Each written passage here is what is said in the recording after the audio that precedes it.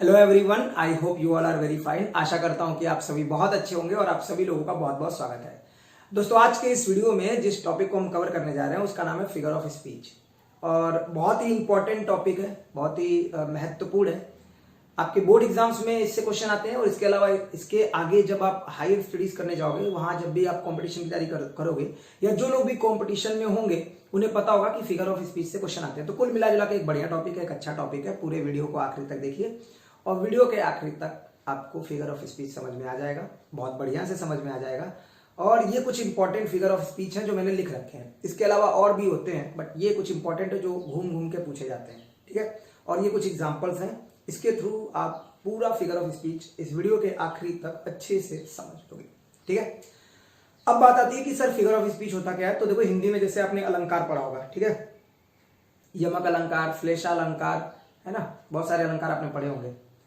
उसी तरह से इंग्लिश में जो है वो फिगर ऑफ स्पीच होता है। और इसका यूज हम इसीलिए करते हैं कि जो हम बात बोल रहे हैं उसको थोड़ा सा इम्प्रेसिव बनाने के लिए, उसको थोड़ा और अच्छा बनाने के लिए, ठीक है। जैसे कोई लड़का बहुत अच्छा खेलता है तो आप बोलते हो कि तुम तो हमारी टीम के सचिन तेंदुलकर हो, है ना। या फिर कई बार लोग मजाक में भी बोलते हैं, सर सचिन आ गया सचिन, ठीक है ना। तो बढ़िया खेलता है तो उसकी तुलना सचिन से कर दी, कंपैरिजन कर दिया तो उसको सचिन तेंदुलकर बना दिया, ठीक। कोई बहुत अच्छा लग रहा है दिखने में, आज बहुत बढ़िया कपड़ा पहन के आया है, बहुत स्मार्ट लग रहा है, तो अब सिंपल नहीं बोलोगे बहुत अच्छे लग रहे हो। कोई बोल देता है एकदम जहर लग रहे हो, है ना, कोई कातिल लग रहे हो। हत्यारा मत बोल देना, ठीक है। हत्यारा बोल दोगे बहुत दिक्कत हो जाएगी तुम्हें, ठीक। तो कातिल लग रहे हो, जहर लग रहे हो। अभी गर्मी का मौसम आ रहा है, गर्मी धीरे धीरे, तो आपको दिखेंगे लोग कपड़े जो है कम करते जाएंगे धीरे धीरे, है ना। मतलब अब ऊपर जो ब्लेजर पहनते थे, स्वेटर पहनते थे, मफलर पहनते थे, अब वो नहीं पहनेंगे। अब कोई था लड़का ऐसे ही घूमते हुए गया तो उसका दोस्त बोला आज तो एकदम कूलर लग रहे हो यार, एकदम bro you are looking like cooler, एकदम कूलर की तरह दिख रहे हो, एकदम कूलर लग रहे हो तुम, है ना। तो ये बोलने का तरीका होता है, ये जो भी आप अपने तरीके अपनाओ बोलते टाइम, ठीक। सर क्या बताऊं, गरीबी ने बहुत चोट पहुंचाई है ना। तो गरीबी तो कभी चोट पहुंचाएगी नहीं तुम्हें, बट गरीबी को आपने क्या कर दिया, एक तरह से पर्सोनिफाई कर दिया कि गरीबी ने आपको आके मारा, ठीक है ना। गरीबी ने बहुत चोट पहुंचाई है सर, इसीलिए दिक्कत हो रही है, वरना इतनी दिक्कत हमें नहीं होती थी, मैं तो फीस जमा ही कर देता, ठीक। तो ये तरह तरह के वाक्य होते हैं आपके बोलने के लिए। चलो अब स्टार्ट करते हैं। ये आपके पास 7-8 फिगर ऑफ स्पीच लिखे हुए हैं, इनको एक एक करके समझते हैं। पहले सबसे पहले हमारे पास लिखा हुआ है सिमली। देखो, सिमली का मतलब होता है कंपेयर करना। कोई भी दो चीजों को कंपेयर करने के लिए हम यूज करते हैं सिमली का। बस इसमें ध्यान रखना कि हम एज और लाइक का यूज करते हैं ज्यादा, है ना, एज और लाइक का। So to compare two different things with the help of as and like we use simile. हम सिमिली का यूज करते हैं, क्लियर है। इसी का चचेरा भाई है मेटाफर, है ना। इस आर को मत बोलना, मेटाफर समझ लो। इसी के मौसी का लड़का है, इसके बुआ का लड़का है, जो भी समझ लो, है ना। इसकी मतलब इसके चाची का लड़का है, जैसे समझ लो, मेटाफर इसी के साथ वाला ही है। बस दिक्कत ये होती है कि मेटाफर में हम एज और लाइक का यूज नहीं करेंगे और ये एक इंप्लाइड सिमिली होता है। इंप्लाइड का मतलब इनडायरेक्ट कंपैरिजन होता है ना, डायरेक्ट कंपैरिजन नहीं होता है। मेटाफर में हमेशा हम इनडायरेक्ट कंपैरिजन करेंगे, ठीक है।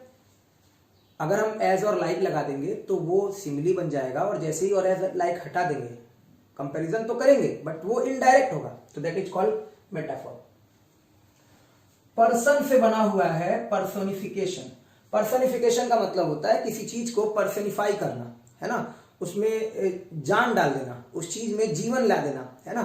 सो personification is basically use to personify, है ना, उसको पर्सोनिफाई करने के लिए, या टू गिव लाइफ, जीवन दे देने के लिए, है ना। कोई भी निर्जीव चीज है उसमें जान डाल दिया आपने, तो वहां पे आप बोलोगे कि यहाँ पे पर्सोनिफिकेशन यूज हो रहा है।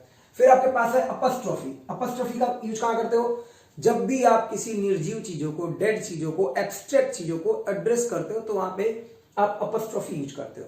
जैसे आप बोल रहे हो, हे संसार ये क्या कर दिया तुमने मेरे साथ, है ना, हे भगवान नहीं, हे संसार।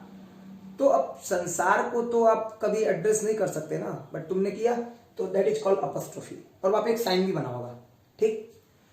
फिर हमारे पास है ऑक्सीमोरन। ऑक्सीमोरन का मतलब क्या होता है, दो चीजें जो विरोध दिखाएं आपको, है ना। दो जो भी चीजें होंगी जो एक साथ लिखी गई होंगी बट उनमें आपस में कंट्राडिक्शन होगा, तो this is use to contradict, this is use to address abstract things या dead things, this is use to give life, this one is used to compare two different things with the help of as and like, this one is used to compare two different things but without as and like, without as and like बिना as और like के, this is called implied simile, है ना, बहुत बार आपको देखने को मिलेगा कि इसको इम्प्लाइड सिमिली कहते हैं। फिर हमारे पास एक वर्ड है हाइपरबोली, ये बहुत ज्यादा यूज किया जाता है जब चीजों को बढ़ा चढ़ा कर बोला जाता है ना, बढ़ा चढ़ा कर बोलने के लिए आप बोलते हो हाइपरबोली, है ना। इसको बोलते हैं टू एक्सेजरेट करना। एक्सेजरेट की स्पेलिंग में यही लिख दे रहा हूं, EXAZZERATE, एक्सेजरेट। एक्सेजरेट का मतलब होता है बढ़ा चढ़ा कर कहना, तो हाइपरबोली का मतलब होता है टू एक्सेजरेट, ठीक है। तो आप ऐसे बोल सकते हो, this figure of speech is use to exaggerate, इसको यूज किया जाता है एक्सेजरेट करने के, बढ़ा चढ़ा कर कहने के लिए, जब भी हम सेंटेंस का यूज करें। ऑनोमोटोपिया, ऑनोमोटोपिया क्या होता है, देखो ऑनोमोटोपोइया मत बोल देना, ऑनोमेटोपिया, है ना। ऑनोमेटोपिया का मतलब होता है जब भी आप कोई वर्ड ऐसा यूज कर रहे हो जिससे साउंड आप प्रोड्यूस करना चाहते हो या साउंड को दिखाना चाहते हो, तो वहां पे यूज करोगे, वहां पे जो फिगर ऑफ स्पीच होगा वो होगा ऑनोमेटोपिया। और फिर हमारे पास आखिरी है अलिटरेशन, इसको हिंदी में आप शायद अनुप्रास अलंकार कहते हो, है ना, इसका नाम मुझे ध्यान आ रहा है, अलिटरेशन, अनुप्रास अलंकार। अलिटरेशन होता है जब भी एक ही सेंटेंस में लगातार दो शब्दों का पहला वर्ड, है ना, वो सेम हो, तो उसको बोलते हो अलिटरेशन, ठीक है। चलो, तो ये सारे फिगर ऑफ स्पीच थे, पहले आपने इसको समझ लिया है, ठीक है। अब हम यहां से इन सारे एग्जांपल्स के थ्रू इन सभी फिगर ऑफ स्पीच को क्लियर कर लेंगे। बहुत ही आसान सा वीडियो है, बहुत ही आसान सा कॉन्सेप्ट है और बहुत अच्छे से समझ में आ जाएगा, बस ध्यान से देखते रहो। चलो, पहला क्वेश्चन क्या है हमारे पास, life is a sweet poison, ठीक है। बहुत बार आपको मिलेगा love is a sweet poison, बहुत बार ये सेंटेंस आपको मिलेगा, love is a sweet poison. अब देखो यहां बोल क्या रहा है, स्वीट भी है, मीठा भी है और जहर भी है, ये क्या हो गया, कंट्राडिक्शन हो गया। और कंट्राडिक्शन के लिए आप क्या यूज करोगे, ऑक्सीमोरन। बहुत गजब, बहुत बेहतरीन क्वेश्चन है और मतलब हर लेवल पे पूछा जाता है, चाहे वो क्लास 9th के लिए हो और चाहे वो किसी हायर लेवल का एग्जाम्स हो, है ना, कोई कंपटीशन का हो, हर जगह। इवन जो डोनाल्ड ट्रंप प्रेसिडेंट बने हुए थे अमेरिका के, वो इसी क्वेश्चन का जवाब देकर बने थे, है ना। इतना इंपॉर्टेंट क्वेश्चन है, ऐसे समझ लो, ठीक। तो इस क्वेश्चन को बोलना मत, स्वीट पॉइजन, दो कंट्राडिक्शन वाली चीजें, to contradict you will use hyperbole, ठीक है, सॉरी ऑक्सीमोरन, ठीक है। अगर मैंने इससे पहले हाइपरबोली बोला था तो गलत था, वो ऑक्सीमोरन है। ऑक्सीमोरन का मतलब होता है कंट्राडिक्ट करना, अगर मैंने हाइपरबोली बोल दिया था अभी इससे पहले तो वो गलत है। ऑक्सीमोरन का मतलब होता है दो चीजों को कंट्राडिक्ट करना, ठीक है। हाइपरबोली का मतलब होता है टू एक्सेजरेट, बढ़ा चढ़ा कर बोलना। तो पहले वाले के लिए सही ऑप्शन है आपका ऑक्सीमोरन, ठीक है ना, मैंने ऐसे करके लिख दिया है। अगला है let not ambition mock their useful toil. अब देखो मॉक का मतलब होता है ना मजाक उड़ाना, और कभी एम्बिशन किसी का मजाक नहीं उड़ा सकता है, मजाक तो हम उड़ाएंगे ना, अभी तुम्हें तो आता ही नहीं है, तो मजाक तो हम उड़ाएंगे, एम्बिशन थोड़ी मजाक उड़ाएगा किसी का। बट एम्बिशन मजाक उड़ा रहा है, तो मैं इस एम्बिशन में इस समय जान डालना हूं, निर्जीव चीजों में जान डालना, है ना, डेड चीजों में लाइफ देना, तो दैट इज कॉल्ड पर्सोनिफिकेशन, ठीक है। इसको मैंने क्या कर दिया, पर्सोनिफाई कर दिया। पर्सोनिफिकेशन का मतलब ये होता है उसको, मतलब उसमें मानवीकरण करना, यानी कि उसके अंदर जान डालना। तो यहां पे आपका जो बनेगा वो बनेगा पर्सोनिफिकेशन, ठीक है, क्लियर हुआ। अगला देखो, the snakes are hissing, sound की बात हो गई, हिसिंग, तो साउंड के लिए हमेशा यूज करोगे ऑनोमेटोपिया, क्लियर हो गया, इसके लिए हो जाएगा ऑनोमेटोपिया।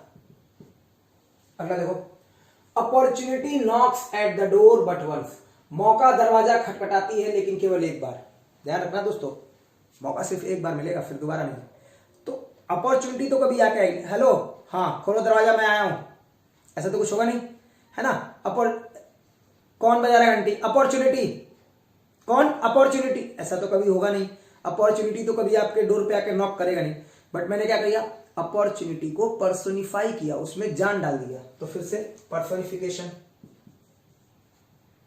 ठीक है, सारे लिख रखे हैं मैंने। Anxiety is sitting on her face, sir जब मैं उसके घर गया था बहुत बहुत उदास था, वो बहुत परेशान था, मतलब ऐसा लग रहा था कि चिंता उसके चेहरे पे बैठी हुई है, मतलब बहुत चिंता से घिरा हुआ था, चिंता उसके सर पे ही बैठी थी। तो चिंता उसके सर पे बैठी थी, एंजाइटी उसके सर पे, उसके चेहरे पे बैठी थी, ये कैसे हो सकता है, ये तो कभी नहीं हो सकता।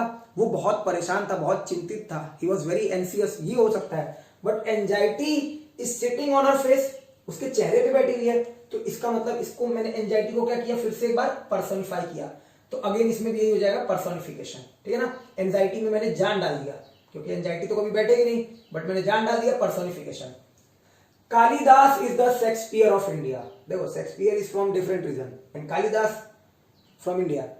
बट अब कोई भी बहुत ज्यादा इंग्लिश बोलता है तो लोग बोलते हैं ज्यादा शेक्सपियर मत बनो बेटा, है ना, ज्यादा शेक्सपियर मत बनो, रहने दो, बस चुप हो जाओ, ठीक है। मगर कालिदास को कहा जाता है कि कालिदास जो है भारत के शेक्सपियर है, ठीक है, साहित्य के मामले में, ठीक। तो एक तरह से देखा जाए तो कालिदास को मैंने किससे कंपेयर कर दिया? शेक्सपियर से। दो चीजों को कंपेयर करना but without as and like, that is called metaphor. Indirect comparison या इंप्लाइड सिमिली, तो इसको बोलोगे मेटाफॉर। समझ आ गया? That is called metaphor. Hope is the poor man's bread, यानी कि होप इज ब्रेड, उम्मीद ही ब्रेड है हमारे लिए। किसके लिए? गरीब आदमी के लिए। अब उम्मीद तो कभी ब्रेड नहीं हो सकता ना, बट उम्मीद को मैंने किससे तुलना कर दिया? ब्रेड से, कि hope is the poor man's bread. Sir आपको नहीं पता उस गरीबी में जो हमारे लिए कुछ था तो वो उम्मीद ही था, उम्मीद ही हमारे लिए ब्रेड का काम कर रहा था, ठीक है। तो अब आपने उम्मीद को क्या कर दिया? तुलना कर दिया ब्रेड से। कोई लोग ये मत कह देना सर उम्मीद को पर्सोनिफाई कर दिया, है ना, उम्मीद को जान नहीं डाल दी उम्मीद को। यहाँ पे उम्मीद की तुलना हमने ब्रेड से कर दी। Hope is the poor man's bread, है ना, होप क्या है? ब्रेड है। तो इसकी वजह से यहां पे भी हो जाएगा मेटाफॉर। समझ में आ गई बात? ध्यान से सुनना। Death lays its icy hands on kings, मतलब जो मौत थी उसने राजा के ऊपर, है ना, ऑन किंग कर दो, जो मौत थी उसने राजा के ऊपर अपने ठंडे हाथ रख दिए। ले का मतलब होता है रखना। तो death lays its icy hands, अब मौत तो कभी अपने हाथ रखेगी नहीं। आ गया मैं, चलो लाओ गर्दन लाओ अपनी, ऐसा तो कभी होगा नहीं, है ना। जब ऐसा नहीं होगा तो इसका मतलब यहां पे क्या हो गया? डेथ को मैंने पर्सोनिफाई कर दिया, डेथ के अंदर लाइफ दे दिया मैंने, तो that is called personification. Clear हुआ? अगला देखो। And having nothing he hath all, कुछ नहीं होने के बाद भी उसके पास सब कुछ है। क्या मतलब कुछ नहीं होने के बाद सब कुछ है? दैट इज कॉल्ड ऑक्सीमोरन, विरोधाभास, ठीक है ना। जब भी कंट्राडिक्शन दिखाना हो दो चीजों में तो आप क्या यूज करोगे? ऑक्सीमोरन। अगला देखो। I wandered lonely as a cloud, घूमता रहा उस गांव में, उस गली में अकेले बादल की तरह। तो एज अ क्लाउड कंपेयर कर दिया क्लाउड से अपने आप को, एज लगा दिया तो पक्के ये बड़े भाई होंगे सिमिली, ठीक है। तो यहां पे हो जाएगा सिमिली। क्या आपको ये सारी चीजें समझ में आ रही है? चलो एक बार फिर से देखो।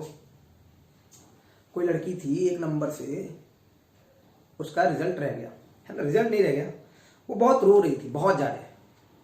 सर मतलब उसने बाल्टी भर दी है रो रो के। क्या हो गया? सर एक नंबर से टॉप नहीं कर पाई सर, फर्स्ट नहीं आ पाई, वो एक नंबर से वो सेकंड आ गई है। इसकी वजह से इतना रो गई। सी वेप्ट ओशन ऑफ टीयर्स, है ना।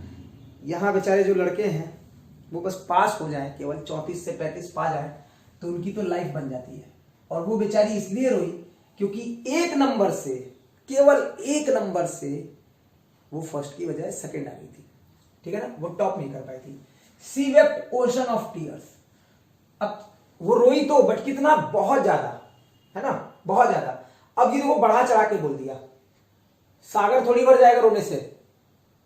अब एक ग्लास नहीं भरेगा, ग्लास, सागर तो छोड़ दो, है ना। तो ये बढ़ा चढ़ा के जब भी बोलोगे तो क्या हो जाएगा? हाइपरबली, ठीक है। तो इस वाले के लिए हो जाएगा हाइपरबली। अगला है whose armour his honest thought. अब जिसका हथियार क्या है? उसके ईमानदारी भरे विचार। हथियार के तौर पे आप भाला लोगे, चाकू लोगे, है ना, तलवार लोगे और फरसा लोगे, कुदाल लोगे, कैंची ले लोगे।